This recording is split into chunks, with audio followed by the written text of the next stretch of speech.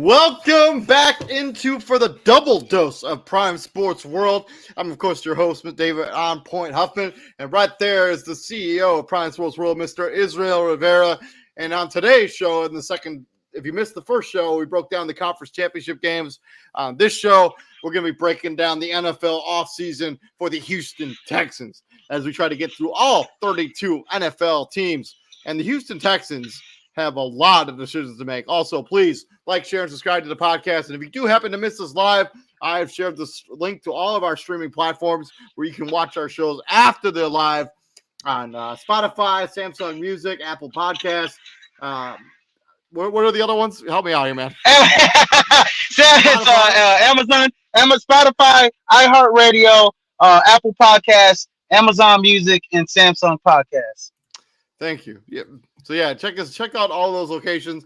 I can't remember. I'm having a hard time memorizing that. But Houston Texans, they have a lot of decisions to make. They got a lot of decisions to make at quarterback, head coach. They do have a lot of draft capital. If you're just an overview of Houston, what do you think? What are you thinking about their offseason so far? Like as we try to preview it here. Oh man, they're definitely gonna be in the market for a quarterback.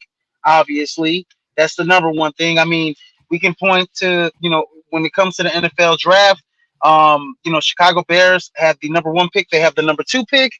And the Chicago Bears already have a franchise quarterback kind of in the works with Justin Fields. So, the Houston Texans are looking to draft probably the first quarterback off the board, which is probably going to be Bryce Young or CJ Stroud, whichever way you want to go. Most likely it's pointing to Bryce Young. But when I look at the Houston Texans, they had I can't remember the running back's name, but they had a few bright spots, on their team. I will pull up their roster here in a second, but yeah, their first year running back. If he hadn't got hurt down the stretch, I think he could have been really in play for Rookie of the Year. Mm-hmm. Yeah, no, and I just think they have a lot of holes on that team. I mean, everywhere: offensive line, defensive line, DB, pretty much everywhere. They don't have playmakers on the outside. They pretty much have gutted this out. Stingley Jr. was having a really good season before he ended up on IR, and they don't even have the guy on their depth chart anymore. I'm hold on. Yeah, no. So yeah, no. The Houston Texans, and I'm not sure. If I mean they played competitively a little bit against with Dameon Pierce. That's his name. Yeah, Dameon Pierce. They played competitively. Somewhat. With under Lovey. In the second half of the season in some games. Like they played competitively against the Eagles. Against some of the top tier teams. I mean, they gave Dallas, they gave Kansas City, they gave the Eagles all they can handle in those games down the stretch there. Yeah, absolutely. So, I definitely think that the Houston Texans, under Lovie Smith, I mean, they're looking at Lovie. They're like, yeah, hey, look, if we could get them some players or whatever the case is, they can be competitive here. But I do believe, that first pick is obviously going to be a quarterback. But they definitely have to, get some weapons for that quarterback. I mean, they don't. I kind of like their receiving core. I mean, depending on what they end up doing with Brandon Cooks, I mean, he's a good player. I know Chris Moore is a free agent. He's kind of been a journeyman wide receiver. They have some weapons on the outside. I think they need to shore up the tight end position. They don't really have anyone you can really rely on. Jordan Akins is nice, but he's nothing special. Philip Dorsett, Amari Rodgers could be something they could revive after he had a pretty lackluster tenure in Green Bay. They released him after 2 seasons, or not even a full 2 seasons. But Brandon Cooks, I think, is the real X factor. What do they do with Brandon Cooks on this team? Like, do you think he ends up on this team next year? No, honestly, I think Brandon Cooks is due for some good money. And He's not even a free agent. Like they gave him an extension in the they, offseason. Oh, okay. That's true. I'm not even. I got to look at who they're signed up now at tight end. Jordan Akins, he is a free agent, right? If I'm not mistaken, he might be a free agent. Yes, he is. He is a free agent. He's going to be 31 next season. He was making 1,000. Man, he's 31. That is shocking. That is shocking. It feels like he hasn't been in the league that long. Brandon Cooks. Yeah, they did. I forgot they did sign him. You are right about that to an extension. Brandon Cooks is a big play threat. You got to get a quarterback that can get it down the field. Good thing they play in the dome. I think if you can add a couple guys. I know you mentioned Chris Moore and some of those guys. I think if they can go get a guy like even with Bryce Young, pair him up, draft a Michael Mayer from Notre Dame or something like that to get another explosive tight end or weapon. You got Dameon Pierce there. I don't know what is their cap situation looking like, because there's going to be guys like McCole Hardman. They're going to have $40 million in cap space next season. So I think a guy like McCole Hardman to be available. I'm not sure. There's guys like OBJ, but he wants to go to a contender, stuff like that. I think you got to pair up, Brandon Cooks with another. They needed like a possession receiver, right? Because Brandon Cooks is the guy that takes the top off. I wouldn't be shocked at all if Brandon Cooks was somebody they flipped for something like a second or a third round pick during the draft, like a team that's needs a wide receiver. Like if Green Bay ends up keeping Aaron Rodgers, they're going to be still in the hunt for a wide receiver. Brandon Cooks could be somebody they fight a trade. I do not expect him to be on this team next year. Brandon Cooks? Yeah. And I don't know what they're going to do with Davis Mills. They could look to trade him as well, especially if you're going to go young. I don't think you want to have Davis Mills still around the roster. Even though he's been a pretty solid backup, I think you want to have somebody who's like the guy who's in Kansas City right now, backing up Patrick Mahomes. Like that's the kind of guy you need for a Bryce Young, a young guy who can come Chad Henne. Yeah, Chad Henne, and learn how to be a pro from a guy who's been in the NFL a long time. Yeah, no, and when you're looking at the draft, they got the 2nd overall pick, the 12th overall pick from Cleveland. They got the 33rd overall, and then they go straight to the 65th overall. The third. They got 2 third rounders. They got a ton of draft capital. They got all of their own picks, and they got 2 picks from Cleveland in the Deshaun Watson trade. They're notable free agents: Kevin Pierre-Louis, Rashawn Green, and Justin McCray. I don't think any of those guys are big losses. They did not resign them. I think the big question when it comes to this team is who the head coach is going to be.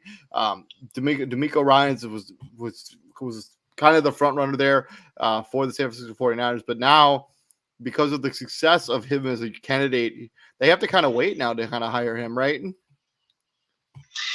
Yeah, no, they're gonna have the due process for D'Amico Ryans. But D'Amico Ryans is Houston Texans great, man. He used to play for them for most of his career. So I think that and Lovey's out, obviously. So they're going to be looking for a young head coach, probably a defensive minded head coach. D'Amico Ryans is maybe a perfect fit for them, but they do have to wait due process, right, for him to. They can't even interview him again until either in between the weeks between the Super Bowl, if the San Francisco 49ers, obviously if they get bounced this weekend, they will be able to interview him and hire him if they want to. The Sean Payton thing seems like super far off. There's no way Houston Texans gives up draft assets as well to get Sean Payton. I would be shocked if he was the next head coach of the Houston Texans, even though they do have some upside there with that 2nd overall pick, and they could potentially trade up to a number 1 if they want to control who they get at quarterback.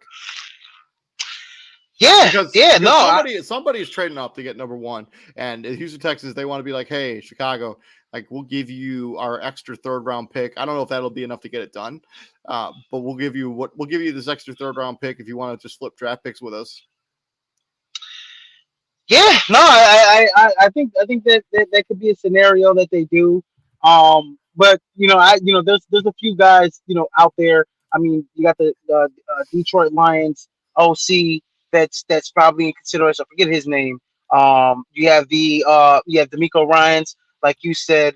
Eric Bieniemy is another name that's always been thrown out there from Kansas City. So there's some options for the Houston Texans. But whoever's the coach there, you know, has a defense that has some holes. They need a pass rusher.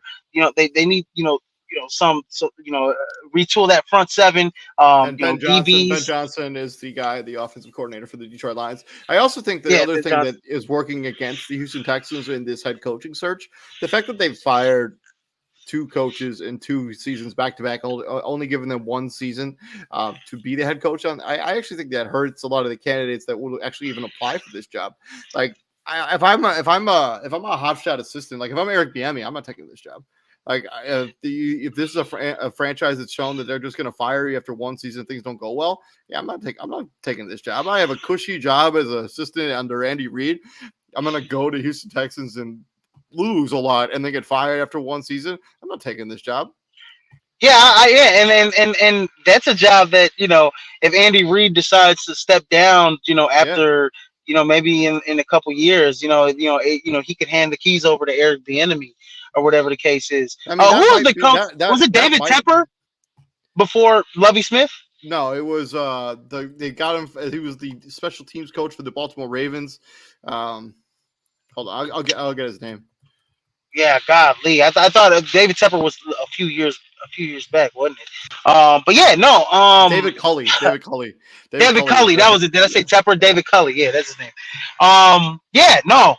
So yeah, no, I do think that when it comes to the draft, though, they definitely need. They're definitely going to get a quarterback, and I think they pair that up. Those first two picks are going to be offense, man. I mean, it's the easiest thing to do. They need as many playmakers as possible. Another wide receiver to throw in there, especially if Brandon Cooks is going to be on the move, especially if you're going to be in the market for maybe a guy like McCole Hardman or whatever the case is. Um, I honestly think you can get a wide receiver later. I think the defense is also because the defense is historically bad. Like they don't have man, anyone who's consistent. Like you can get pressure on the quarterback. Jerry Hughes is way past his prime. Mario way Addison, past. kind of the same deal. They need somebody who can get consistent pressure on the quarterback, and they may think about that with that 12th overall pick to take somebody who's going to get generator pass rush. But the Houston Texans aren't really on the situation where I talked about this when we did the Bears show. The Houston Texans aren't in a situation where they can like just take what they need because they need everything.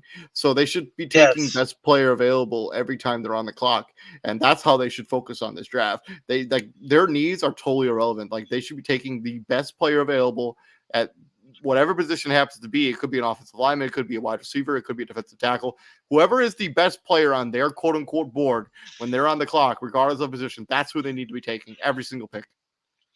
Can you see a situation where a Derek Carr maybe No. gets traded to the Houston Texans? The thing is, Derek Carr has a full no trade clause. He controls where he goes. He's not going to Houston. No, I mean, no, totally understand that, but it's just a thought because I mean, if you're gonna I know you want to get a franchise quarterback to build up, but I mean, if you can kind of make some moves and maybe draft a couple good old linemen, maybe get a free agent, maybe you can swing a trade and make it enticing for a guy like a Derek Carr. Or, I do not think Derek Carr would waive his no trade clause to play for the Houston Texans next season. Even if they're in a division they can win. But yeah, that's kind of how I would approach the draft and free agency if I was Houston Texans. I think you try to address some skill position there in the defense and try to get a pass rusher in free agency. Let's talk about top 3 priorities before we get up out of here. Who do you think is the top 3 priorities for the Houston Texans this offseason? What do they need to accomplish? well, the top 3 priorities, man. Definitely the first priority is the head coach, right? Yeah, 100%. I mean, This a head coach. not only do they have to get a head coach, they have to get a guy they're not going to fire immediately. Right. A head coach that's going to be able to grow with that team. And then the second priority is definitely, I mean, I mentioned it already. You go get a franchise quarterback, a legit franchise quarterback. I was high on Davis Mills, but it didn't work out, guys. Didn't work out. And then disregard my Davis Mills, Trevor Lawrence, comparison there. That's already been blown out the water there with Trevor Lawrence playing like he did this year. That was a rough. That was a rough take. That was a rough take. I did say that Davis Mills would be better than Trevor Lawrence, and no, that didn't work out. So yeah, Trevor Lawrence. The new franchise quarterback, and then I do believe that they do need some more weapons for that offense, but honestly, I think they made a main priority because the defense was very bad. I do think that they need to go get an edge rusher, a premier edge rusher, if they can. If they can pay for one in the offseason, great, do that. Jerry Hughes is pretty much on his last legs. There's a few. On that 33rd overall pick, you can go get a guy like Andre Carter from Army. 6'7". He's a behemoth of a man. He led college. He had like 16 and a half sacks the year prior. This year he had like 4.5 sacks. And he's going through some type of dilemma where he has to I talked about it on the college football show where they made some type of clause where even if you played like some type of law now, or even if you play for like some of the academies, now you're obligated to serve in the Army. So they're trying to get that overruled before the draft, so Andre Carter could play. But that's a guy that they could look at the 33rd overall pick, in the second round. As a pass rusher to start out, because he's a guy that can really get after the quarterback. I know he had 4.5 sacks last year, but he was like double teamed, almost triple teamed at times in games. So, those are the three things: hey, coach, franchise quarterback, pass rusher. I'm in the same boat as you. I think also finding a second corner on the other side of Derek Stingley, who was very good as a rookie. There are some free agents, pass rushers, edge rushers that you could potentially sign if you were the Houston Texans. Unique Ngakoue is a guy who's played everywhere, but he's been productive when he goes places. But he's been on like 4 teams in 3 seasons. So I think there's a little bit of that kind of, and Javion Clowney could potentially come back. I'd be shocked if that was the thing. But there are some other guys. There's Melvin Ingram, who's one of those ageless vets. It could be one of those guys that kind of shows those younger guys like, hey, this is how you be a pro. This is how you be last in the league for a long time. Marcus Davenport never really lived up to that draft hype. It's a first-round pick for the New Orleans Saints. He's somebody else that the Houston Texans could address because he's still a freak athlete. Maybe it just wasn't a good situation for him there. Carlos Dunlap, Dante Fowler, one of those guys that kind of made the rounds around the National Football League. But those are guys that you could plug and play and be consistent edge rushers if you don't want to address that in the draft. Yeah, you got guys like Larry Ogunjobu, he's an unrestricted free agent. Clelin Ferrell, Robert Quinn. Yeah, no, I'm looking at the unrestricted free agents. Jordan Phillips, unrestricted free agent. Cameron Sutton, Justin Houston, William Golston, who whatever. Melvin Ingram is going to be a free agent. I don't know what they're running. Are they running a 3-4 or 4-3 down there in Houston? Because Melvin Ingram is more of a 3-4 outside linebacker. They're bringing in a new head coach who probably will have his own system.